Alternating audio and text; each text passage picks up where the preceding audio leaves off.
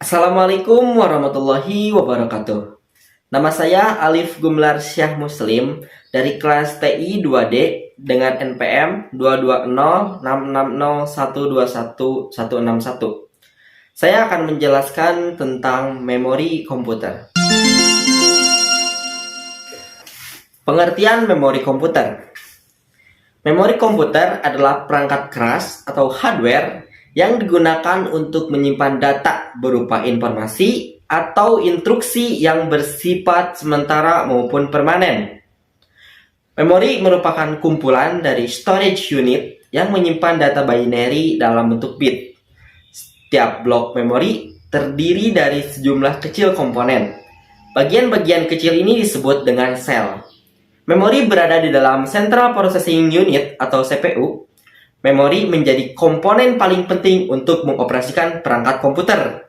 Setiap data dan program yang diproses oleh prosesor semuanya akan disimpan pada memori.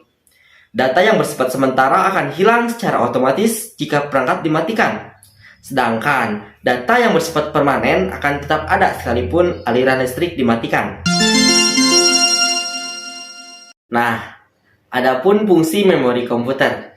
Secara garis besar berfungsi sebagai sarana penyimpanan data, baik sementara maupun permanen.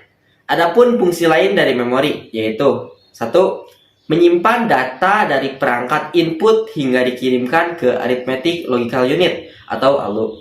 Yang kedua, menyimpan instruksi dari sebagian besar perangkat input.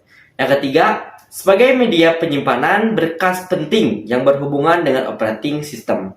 Yang keempat, menyimpan data semua aplikasi dan cache. Yang kelima, yaitu dapat digunakan untuk membackup data. Dan yang keenam, menyimpan data multimedia. Fitur-fitur memori komputer. Berikut ini adalah beberapa fitur memori komputer. Yang pertama, lokasi memori. Fitur ini menandakan lokasi penempatan memori, apakah berada di dalam internal ataupun di luar, eksternal.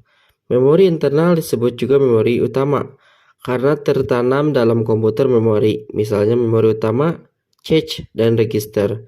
Sedangkan memori eksternal merupakan media yang berada di luar, atau terpisah dari perangkat, misalnya USB, disk, CD, tape, dan lain-lain. 2. Kapasitas memori. Kapasitas memori merupakan salah satu hal yang penting dari memori komputer, baik internal maupun eksternal. Kapasitas memori eksternal biasanya diukur dalam bentuk bit, sedangkan internal berbentuk byte atau word. Semakin besar kapasitas memori, semakin bagus pula kinerja perangkat memori. Yang ketiga, unit transfer. Fitur ini mengukur kecepatan proses penulisan dan pembacaan data. Pada internal memori, kecepatan transfer data umumnya memiliki tingkat yang sama dengan ukuran Word. Sementara pada eksternal memori, transfer data tidak akan sama dengan Word karena nilai unit transfernya cenderung lebih besar. Dalam hal ini, unit transfer memori eksternal berbentuk blok. Yang keempat, metode akses. Fitur metode akses mencakup bagaimana cara perangkat menulis dan membaca memori. Metode akses yang dimaksud antara lain yaitu A. Associative Access Method merupakan jenis memori yang memaksimalkan kinerja pencarian data berdasarkan alamat memori. B. Direct Memory Address merupakan metode akses yang memungkinkan data dapat diambil secara langsung dari main memori oleh perangkat input ataupun output. C.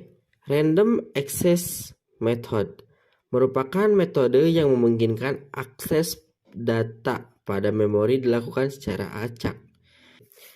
D. Sequential Access Method. Metode ini kebalikan dari Random Access Method. Informasi yang dibaca merupakan data yang sebelumnya telah disimpan secara berurutan pada memori. 5. Kinerja memori.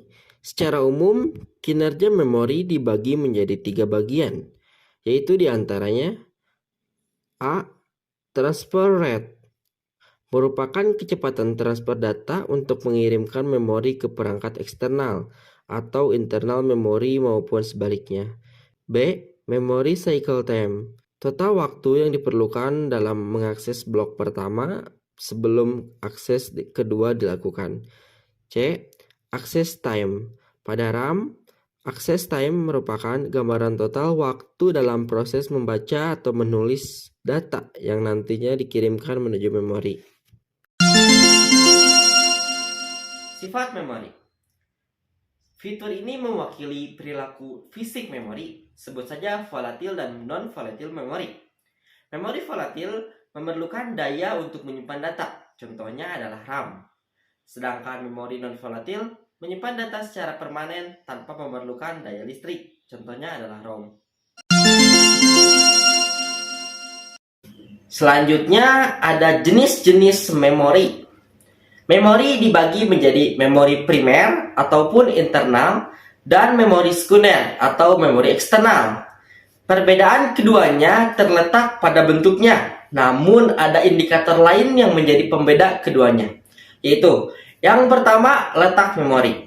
Memori internal berada di dalam perangkat dan dirancang secara menyatu sehingga tidak dapat dicabut.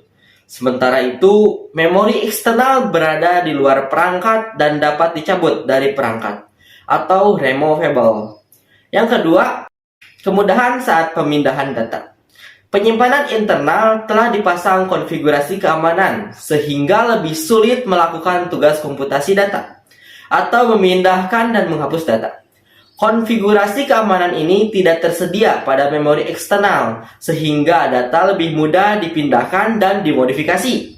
Yang ketiga, risiko kehilangan data.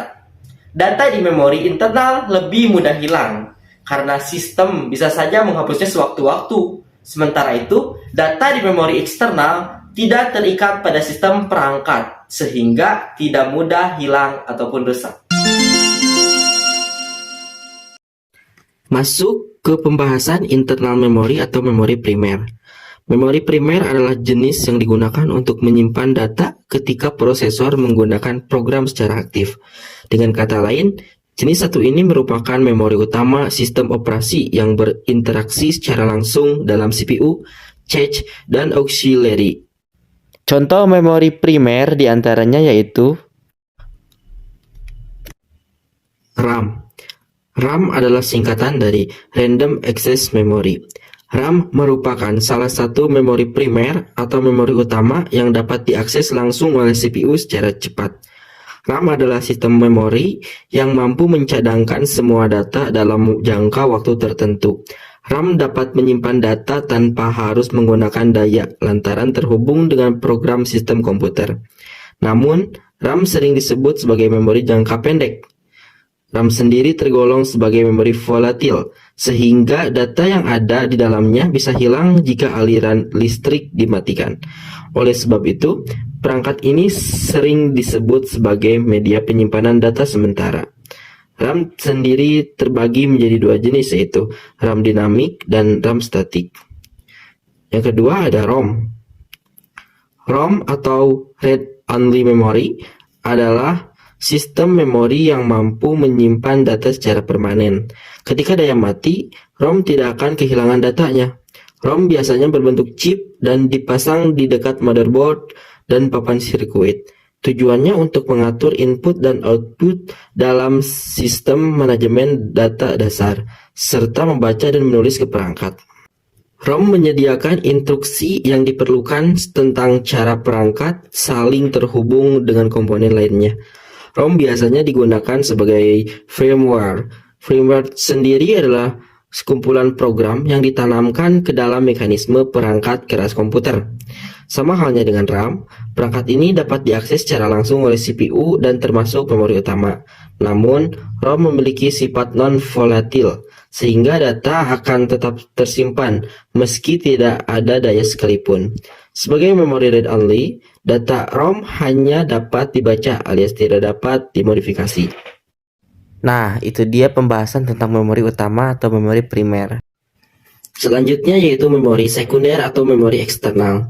Memori sekunder adalah media ruang penyimpanan permanen yang digunakan untuk menyimpan data.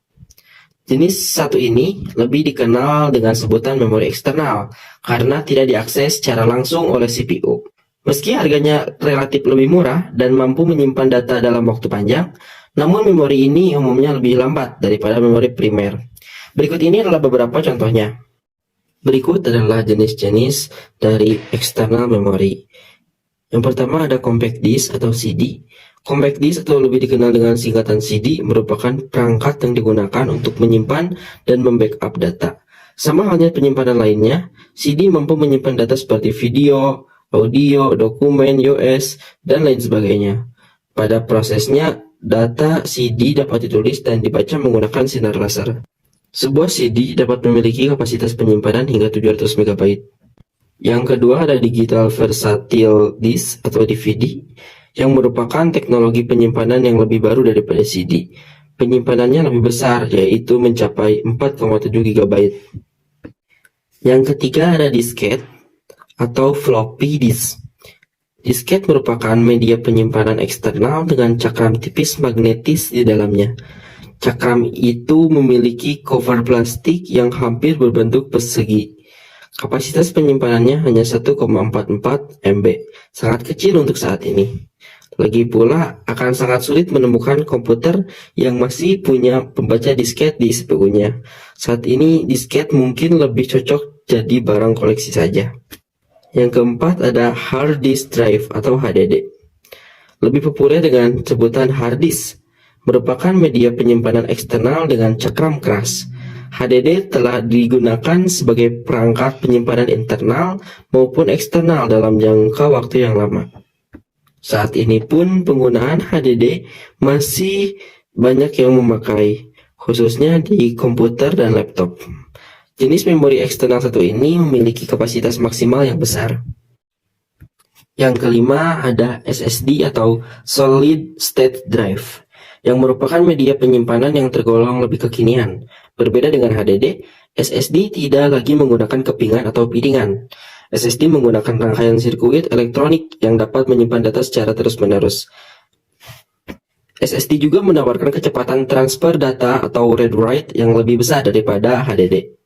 Selanjutnya yang keenam ada flash disk atau removable disk, yang merupakan perangkat penyimpanan portable yang cukup mumpuni.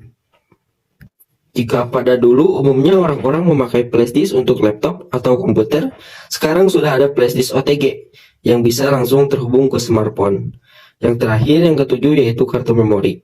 Jenis memori eksternal yang terakhir ini tentunya paling umum yang kita kenal, yaitu kartu memori. Banyak digunakan oleh kita. Kapasitasnya beragam. Nah, itu dia macam-macam dari memori eksternal. Di sini ada studi kasus RAM bermasalah dengan ciri-ciri 5 poin yang terjadi. Cara mengatasi RAM yang bermasalah. 1. Melakukan pemeriksaan tempat kita menaruh RAM. Melakukan proses cabut RAM laptop atau komputer kita dan dilihat apakah ada slot atau pin yang bengkok. Umumnya, hal ini terjadi di perangkat laptop karena sering dibawa, tidak sengaja terbentur, tidak sengaja jatuh ringan, dan lainnya. 2. Keluarkan dan tukar slot RAM.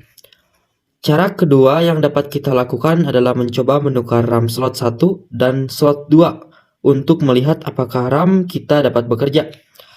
Jika tidak, mungkin kita bisa mencoba dengan kepingan RAM yang lainnya. 3. Membersihkan dengan penghapus. Untuk langkah yang ini, kita dapat mencoba menggosok penghapus di bagian bawah RAM yang berwarna kuning. Penghapus dipercaya dapat mengangkat kotoran yang ada di komponen RAM. Perlu diingat juga, cara ini hanya digunakan untuk menghapus bagian pin RAM dan tidak dianjurkan di bagian lainnya. Itu dia cara mengatasi RAM yang bermasalah. Nah, sekian pemaparan materi yang dapat saya sampaikan. Mohon maaf apabila masih ada kekurangan dan kesalahan. Sekian dan terima kasih. Wassalamualaikum warahmatullahi wabarakatuh.